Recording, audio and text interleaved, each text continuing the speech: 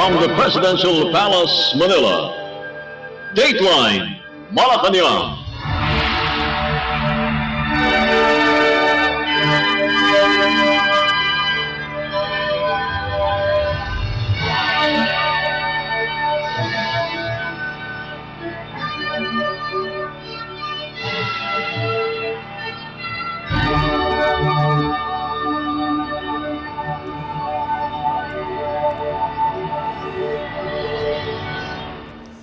Good day.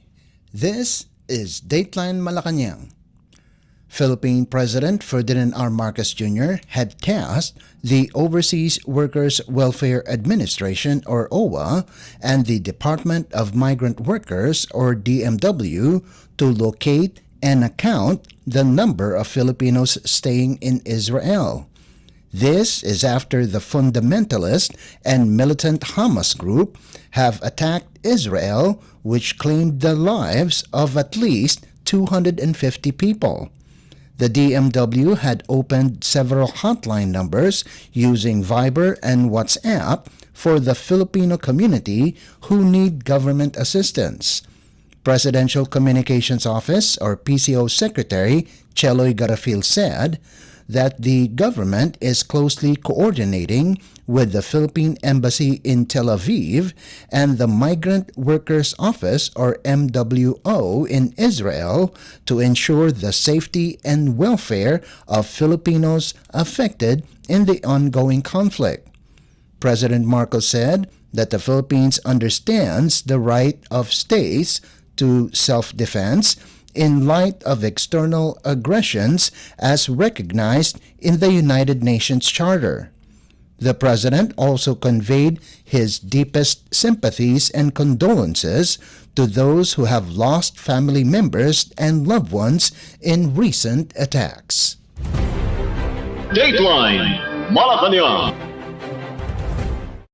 The Israeli embassy in the Philippines condemned the brutal attacks of militant group Hamas in their country. In a statement, the embassy condemned the attacks on the day of Simchat Torah, a holiday, or rather a holy day for Jews. According to reports, more than 250 Israelis were killed, 1,600 injured, and more than 100 are said to be kidnapped by the Hamas group in Gaza. In a Zoom interview, Israel ambassador to the Philippines, Ilan Flus, said that the attacks perpetrated by Hamas is a clear indication of a declaration of war against the country, and it is the right of Israel to respond to any aggression to protect its citizens. Ambassador Flus also asked for support from its allied countries to condemn the attacks by the terrorist group. Let's listen to the statement of Israel Ambassador to the Philippines, Ilan Flus. On the sacred day of Simchat Torah, which is a day of peaceful celebration of the Jewish people all around the world, Israel was shattered by heinous attacks by the notorious terrorist organization, the Hamas. Hamas is a terror organization calling for the destruction of the state of Israel and for killing of civilians. Hamas is supported by its close and main supporter, which is Iran. The massive terror attacks caused more than 250 Israeli casualties, more than 1,600 injured, and more than 100 Israelis who have been kidnapped and captured as hostages in Gaza. Hamas continues to fire rockets into Israel and to initiate more terror attacks into Israel. The terrorist organization entered our cities and residential homes, targeting innocent Israeli citizens, including elderly people, women, and children. The Israeli Defense Forces, IDF, is responding in order to take control over the situation, and the situation is not yet stabilized. It will have to respond to these attacks, and it will initiate a large-scale operation after the Hamas has practically announced war against Israel. This is a war. Israel has the full right to respond and protect itself, and it's the responsibility of the Israeli government and the IDF to bring safety and security to Israelis and foreigners living in Israel. In this moment of anguish, we call on our friends and allies to express strong support for Israel and to condemn these terror attacks by Hamas. We expect and we hear voices from the international community and from our close allies of condemnation of the terror attacks and expressions of support for Israel's right to defend itself and its citizens. We do appreciate the kind messages and support that Israel is receiving from our Filipino friends. As we navigate these challenging times, a resounding message reverberates. Stand with Israel, condemn the attacks by Hamas, reject terrorism unequivocally, and support the Israel right to defend itself. Meanwhile, Ambassador Flus said they have yet to confirm if any Filipino was part of those that was kidnapped in Israel after unconfirmed reports say that there are Filipinos who were abducted by the Hamas group. The Israeli ambassador also conveyed his message to overseas Filipinos in Israel to be careful and also gave advice to stay in their homes and follow the directives given by local authorities and the embassy for their safety. So let me say that, as I said before, this situation is still, we're still in an emergency situation and things have not yet stabilized. We don't have enough information yet on identities and names of the people that were killed, injured, and kidnapped. This is something which is an effort which is still ongoing. And as I said, the fighting is still continuing until now. Okay. I've seen the reports of regarding OFWs being kidnapped. Let me say and stress, we have close to 30,000 Filipino OFWs in Israel. We treat them like we treat any other Israeli national, and we try to protect them as well as we try to protect our Israeli citizens. We know that there were some foreign nationals who have been also killed, and probably some that have been kidnapped. We don't have any verification of the information regarding Filipino nationals. Israel Ambassador to the Philippines, Ilan Flus. Dateline Malacañang. Philippine Embassy in Israel recanted its earlier announcement of temporarily closing its doors in relation to the attacks of the militant group Hamas in the country. In its latest advisory, the Philippine Embassy will resume its operation on Monday, October 9th from 8:30 in the morning until 3 o'clock in the afternoon. The embassy, in the meantime, also issued a travel advisory recommending that all travel from the Philippines to Israel be postponed indefinitely or until such time that the situation has stabilized. This is in view of the volatile security situation in Israel. Meanwhile, the Ben Gurion International Airport remains open, and travel from Israel to the Philippines continues. Those with confirmed flights, however, are advised to check with their travel agency for possible flight cancellations. Dateline Malacañang. The Philippines Department of Foreign Affairs, or DFA, is currently verifying reports that overseas Filipino workers, or OFWs, were abducted by the militant group Hamas that has attacked Israel over the weekend. According to Foreign Affairs spokesperson Maria Teresita Daza, the Philippine Embassy in Tel Aviv has received unconfirmed reports that a number of Filipinos who work in Israel are included in the hostages perpetrated by Hamas on Saturday morning. Daza assured that Filipino agro-studies students in Israel are all accounted for. The department is currently monitoring the situation in Israel, Daza added, and in communication with local authorities to ensure the safety and security of the Filipinos in the country. Foreign Affairs Undersecretary Eduardo Jose de Vega said that contingency plans and evacuation plans are already laid out.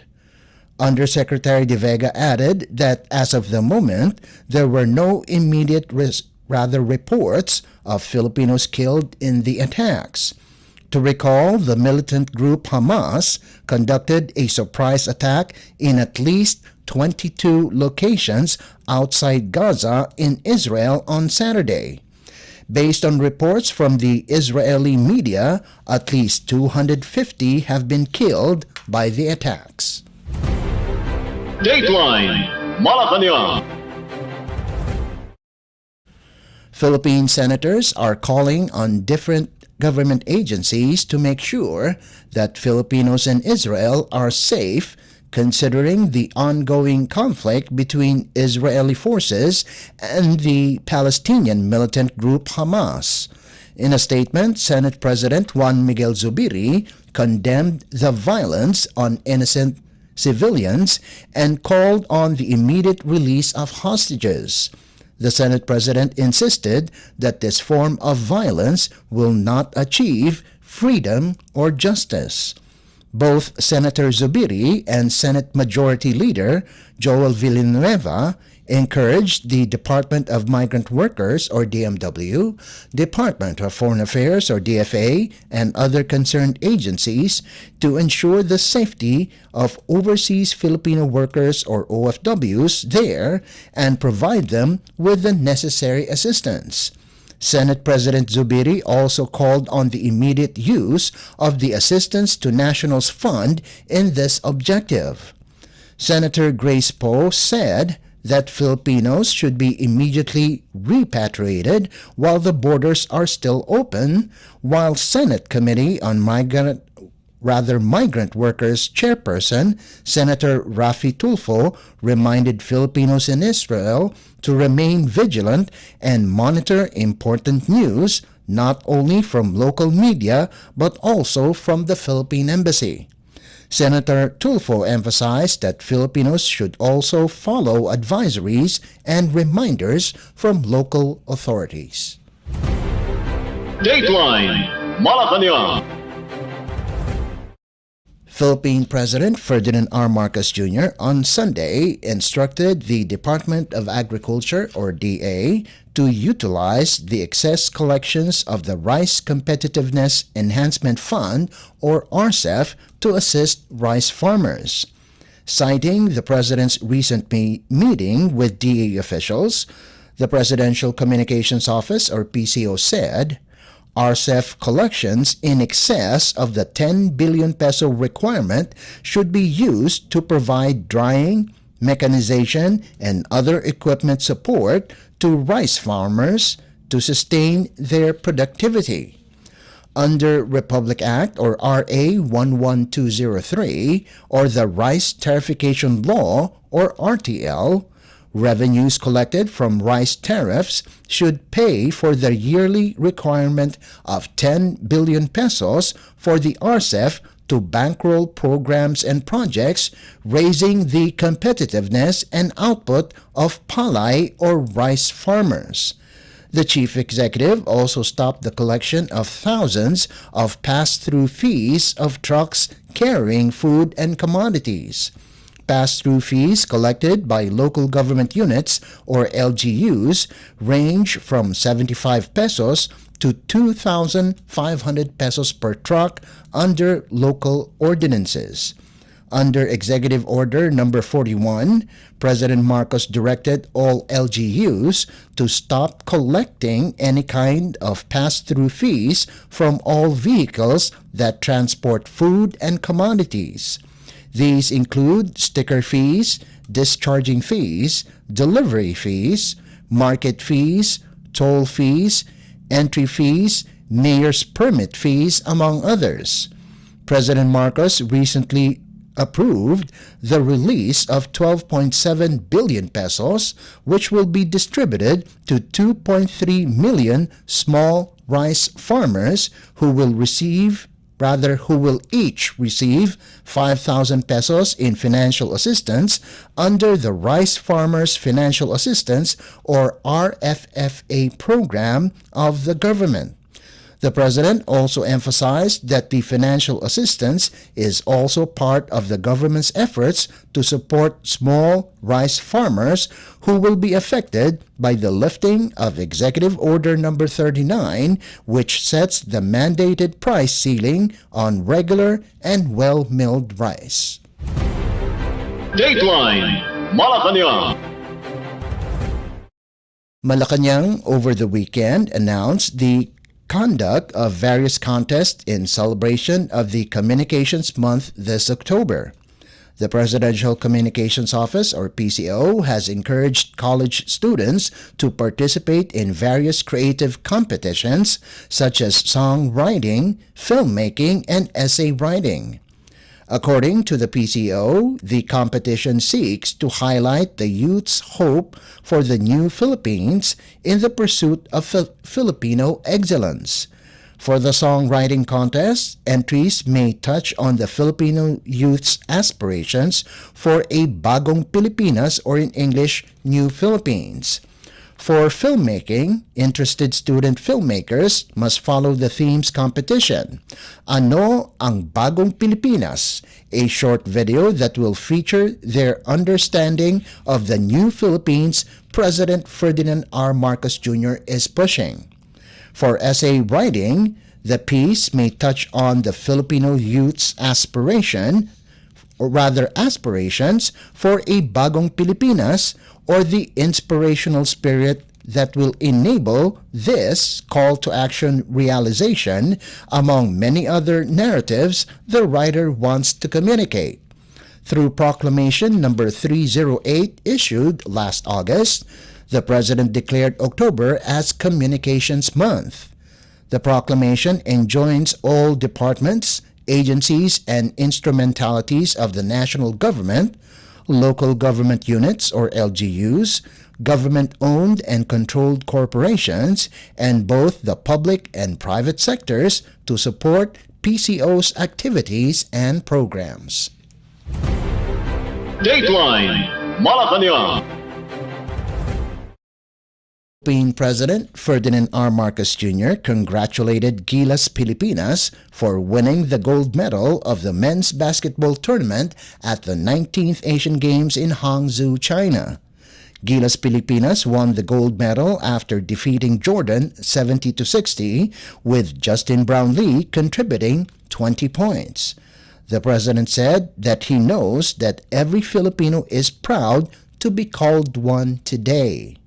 President Marcos added that the hard work put in by Gilas has elevated Filipino athleticism and sportsmanship to the global arena.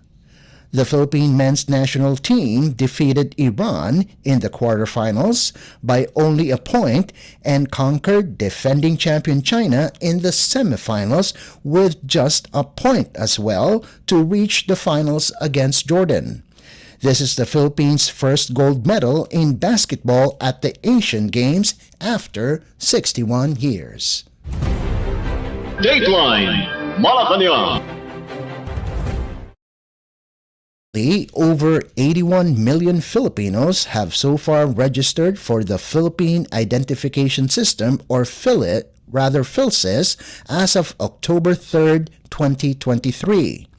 According to the Philippine Statistics Office, the number of registrants was reached due to the dedicated efforts and promise of the agency. In particular, the agency assured the inclusive and accessible national identification system to citizens that live in geographically isolated and disadvantaged areas, or GIDAs. The PhilSys on Wheels also contributed to the efforts of the agency as vehicles with registration kits were used in order to reach far-flung areas of the country. With the initiative, even indigenous peoples, or IPs, have registered at PhilSys. Meanwhile, services under PhilSys continues to be available at fixed registration centers across the country and is open for walk-in registrations. Dateline Malacañang. We conclude our program. We would like to invite everyone to come and visit our Facebook page at Radyo Pilipinas World Service. You will be able to hear and view our Filipino and English programs, including news updates here in the Philippines. Kindly subscribe, like, and share our post as well. And that concludes this edition of Dateline Malacañang. For Radyo Pilipinas World Service, this is Leo Magpayo. Good day and stay safe. From the Presidential Palace, Manila, Dateline Malacañang.